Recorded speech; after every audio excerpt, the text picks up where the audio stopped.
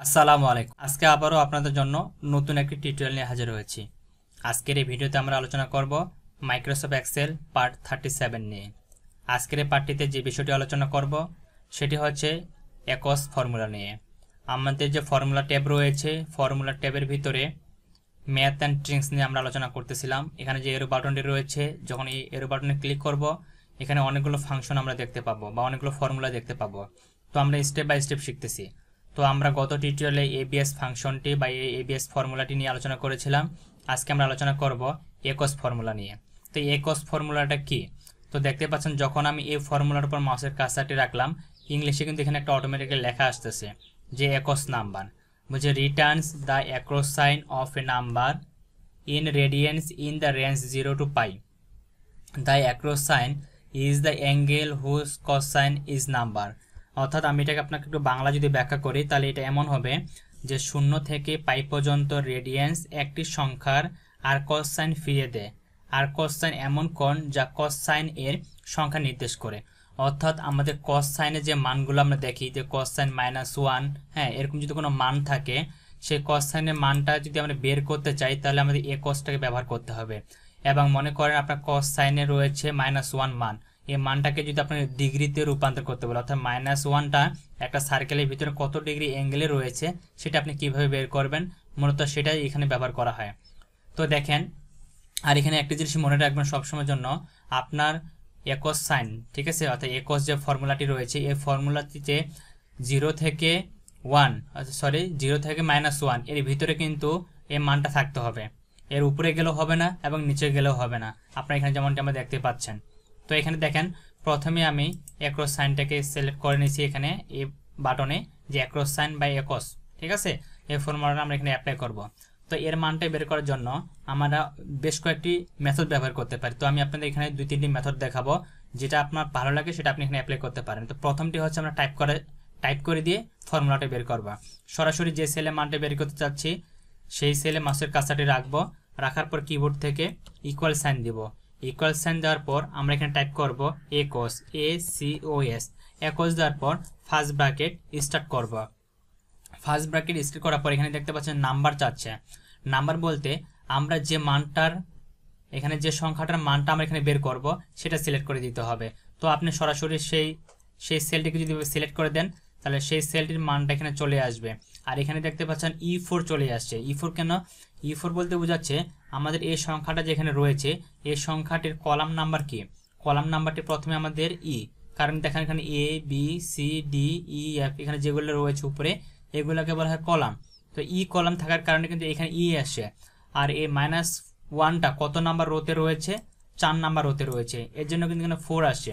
তো আপনি যদি এখানে সিলেক্ট করে দেন তাহলে আসবে, আর যদি মনে করেন যে না আমি সিলেক্ট করে দিব না, আমি টাইপ করে দিব, তাও আপনি দিতে পারেন। আপনি কিবোর্ড থেকে E4 টাইপ করে দিলে সে মানটা অটোমেটিক্যালি এখানে চলে আসবে।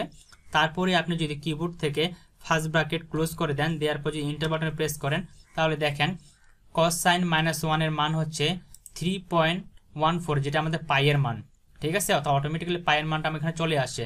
এখন পরে যে সংখ্যাগুলো রয়েছে এগুলো যদি আমি বের করতে চাই তো আমার এখানে আর ফর্মুলাটা অ্যাপ্লাই করার কোনো প্রয়োজন নেই। জাস্ট আমি এখান থেকে মাউসের কার্সারটাকে ড্র্যাগ করে নিচে টেনে দেবো, তাহলে এই ফর্মুলাটি এখানে আমার অ্যাপ্লাই হয়ে যাবে। দেখতে পাচ্ছেন প্রত্যেকটি মান কিন্তু আমার এখানে বের হয়ে গেছে। এটা গেলে একটা পদ্ধতি। তো এখান থেকে আমি সবগুলোকে আবার ডিলিট করে দিচ্ছি। আরেকটি মেথড আপনাদের দেখাবো। তো আমরা এখানে মাউসের কার্সারটি রাখবো, রাখার পর উপরের দিকে দেখতে পাবো আমাদের এখানে ফাংশন, যে ইনসার্ট ফাংশন নামে একটা অপশন দেওয়া রয়েছে। আমরা যদি এটাতে ক্লিক করি, ক্লিক করলে আমাদের এরকম একটি উইন্ডোজ ওপেন হয়ে যাবে। তো এখান থেকে আমরা কি এখানে ব্যবহার করব? একস, তাই না? তো আমরা উপরে যে সার্চ অপশনটি রয়েছে এখানে টাইপ করব একস, একস লিখে যদি আমি এখানে গো বাটনে ক্লিক করি তাহলে একস ফাংশনটা আমার এখানে চলে আসবে। দেখতে পাচ্ছেন একস, এখানে সিলেক্ট করব, সিলেক্ট করার পর ওকে বাটনে ক্লিক করব, তাহলে দেখেন একস ফাংশনে চলে আসে। এখানে হচ্ছে নাম্বার, নাম্বার বলতে আমরা কোনটার মান বের করব, তাই না? তো আমি এখানে এটা সিলেক্ট করে দিলাম, তো E4 চলে আসে। যখন E4 চলে আসছে, অর্থাৎ আপনি যেখানে টাইপ করে দিতেন তারপরে কিন্তু হতো। আমি যদি কিবোর্ড থেকে এবং 4 টাইপ করে দিই তারপরে ফাংশনটা এখানে চলে আসে। দেখেন অটোমেটিক্যালি এখানে আমরা মানটি দেখতে পাচ্ছি, মানটি আমাদের এখানে দেখতে পাচ্ছি। আপনি যদি চান যে শুধু মানটা দেখবেন কিন্তু এখানে অ্যাপ্লাই করবেন না, তাহলে এইভাবে দেখে নিতে পারেন। এবার মনে করেন আমি এটার মান বাইর করবো, ঠিক আছে, এটা আমার কত নাম্বার সিলেক্ট রয়েছে? তাহলে কলামের 5 নাম্বার রোতে রয়েছে, তাই না? আমি যদি এখানে লিখে দিই এবারে E5, তাহলে দেখেন E5 এর মানটা কিন্তু এখানে চলে আসছে। তো আমরা প্রথমে E4 এর মানটাই বের করি। এখানে আমি E4 দিলাম, দেওয়ার পর যদি এখানে ওকে বাটনে ক্লিক করি, ওকে বাটনে ক্লিক করার সাথে সাথে এই মানটা এখানে কিন্তু চলে আসছে। তারপর জাস্ট আমি এটা ড্র্যাগ করলে এই মানটা কিন্তু এখানে চলে আসবে। এখন এই মানটা আমার এখানে যে মানটা পেলাম, আমরা চাচ্ছি যে এই পায়ের এই মানটা আমাদের কত ডিগ্রি অ্যাঙ্গেলে রয়েছে বা অ্যাক্রস সাইনের কত ডিগ্রি অ্যাঙ্গেলে রয়েছে সেটা আমরা বের করব। তো এটা বের করার জন্য ডিগ্রি আমাদের ফর্মুলাগুলো ব্যবহার করতে হবে। তো ডিগ্রির ফর্মুলা ব্যবহার করার জন্য এখানে আমাদের বেশ কয়েকটি মেথড রয়েছে। আমি আপনাদের 2-3টি মেথডে দেখা দিব যাতে আপনারা সহজে জিনিসগুলো বুঝতে পারেন। ঠিক আছে, তো চলুন আমরা মেথডগুলো দেখি। তো প্রথমে আমরা ইকুয়াল সাইন দিব। ইকুয়াল সাইন দেওয়ার পর টাইপ করব ডিগ্রি, DEGREE। তো এখানে ডিগ্রিটা চলে আসলে ডবল ক্লিক করব। তারপর ফার্স্ট ব্র্যাকেট স্টার্ট। তারপর এখানে আমরা যে অ্যাঙ্গেলের মানটা বের করতে যাচ্ছি, অর্থাৎ যে কস সাইনের যে মানটা বের করলাম, অ্যাক্রস সাইনটাকে সিলেক্ট করে দিব। অথবা আপনি যদি লক্ষ্য করেন এখানে হচ্ছে আমাদের F কলাম এবং রো নাম্বার হচ্ছে 4। আপনি যদি এখানে টাইপ করে দেন যে F4 দিয়ে যে ফার্স্ট ব্র্যাকেট ক্লোজ করে দিয়ে যে ইন্টার বাটন ক্লিক করেন, তাহলে দেখেন এই যে পায়ের যে মানটা, এই মানটা আমাদের কিন্তু 180 ডিগ্রি অ্যাঙ্গেলে চলে আসে। এখন এখানে যে এরো বাটনটি রয়েছে, মাউস দিয়ে আমি যে ড্র্যাগ করে নিচে নিয়ে আসি, তাহলে কিন্তু প্রত্যেকটা ফর্মুলার মানগুলো কিন্তু আমার এখানে চলে আসবে। তো এটা গেলে একটা পদ্ধতি। ঠিক আছে, এটা আপনি এভাবে বের করতে পারেন। আরেকটা পদ্ধতি হচ্ছে, আমি এটা দেখা দিচ্ছি আপনাদের। যদি আপনি এই ফর্মুলাটা না ব্যবহার করতে পারেন, আরও ফর্মুলা রয়েছে। আরেকটা হচ্ছে ডিগ্রি মানটা বের করার জন্য প্রথমে আপনাকে ইকুয়াল সাইন দিতে হবে। আমরা যেহেতু একসটা ব্যবহার করতেছি, তো একস সাইন দিয়ে আপনাদের মানটা বের করে দেখাই। তো এখানে টাইপ করব ACOS, একস টাইপ করার পর আমরা কি করব, ফার্স্ট ব্র্যাকেট স্টার্ট করব। স্টার্ট করার পর এখানে আমরা যে মানটা বের করব, আপনি যদি মনে করেন যে একসের এই মানটা বের করবেন, আপনি সরাসরি মানটা দিয়ে, অর্থাৎ কস সাইনে যে মানটা থাকবে সেই মানটা দিয়ে আপনি সরাসরি ডিগ্রিটা বের করবেন। তা মনে করি এখানে আমরা -1 দেওয়া আছে, তাই না? তো আমি এখানে টাইপ করব কিবোর্ড থেকে -1 টাইপ করার পর ফার্স্ট ব্র্যাকেট আমরা এখানে ক্লোজ করে দেব। ফার্স্ট ব্র্যাকেট ক্লোজ করার পর আমরা এখান থেকে গুণ দিব, অর্থাৎ আমাদের গুণ চিহ্ন যে রয়েছে গুণ চিহ্ন দেব। তারপরে 180 ডিগ্রি অ্যাঙ্গেলটা দিয়ে দেবো। 180 ডিগ্রি অ্যাঙ্গেল দেওয়ার পর এটাকে ডিভাইডেড করব। ডিভাইডেড কি করব, পাই দিয়ে। আমরা কিন্তু উপরে প্রথমে বলেছিলাম যে পাই দিয়ে, তো পাই দিলাম। পাই দেওয়ার পর first bracket start, first bracket close. আমি যখন ইন্টার বাটন দিই, তারপরে দেখেন আমাদের 100 ডিগ্রি মানটা কিন্তু চলে আসতেছে। তো আজান দিচ্ছে, এই জন্য আমি ভিডিওটা একটু স্কিপ করে রাখতেছি। তো দেখেন আমাদের এখানে কিন্তু মানটা চলে আসছে। এখন আমি যদি এর এরো বাটনটা ড্র্যাগ করে নিচে এনে ছেড়ে দিই, তাহলে প্রত্যেকটা মান কিন্তু আমার এখানে চলে আসবে। ঠিক আছে, যে ডিগ্রি যেটা মান দরকার ছিল সেটা আমি এখানে চলে আসে। আমি যদি ডবল ক্লিক করি, তাহলে দেখেন এখানে শুধু আমি -1 যেহেতু টাইপ করে দিয়েছিলাম, এই জন্য কিন্তু -1 এর মানটা কিন্তু এখানে চলে আসছে। তো জাস্ট এখানে আমি ফাংশনটা চেঞ্জ করে দিতে হবে। আচ্ছা, -1 এর জায়গায় আমাদের এখানে মানটা কি আছে, -0.75। তো আমি এখান থেকে দিয়ে দেবো 0.75 দিয়ে যে ইন্টার বাটনে ক্লিক করি, তাহলে এই মানটা কিন্তু চেঞ্জ হয়ে যাবে।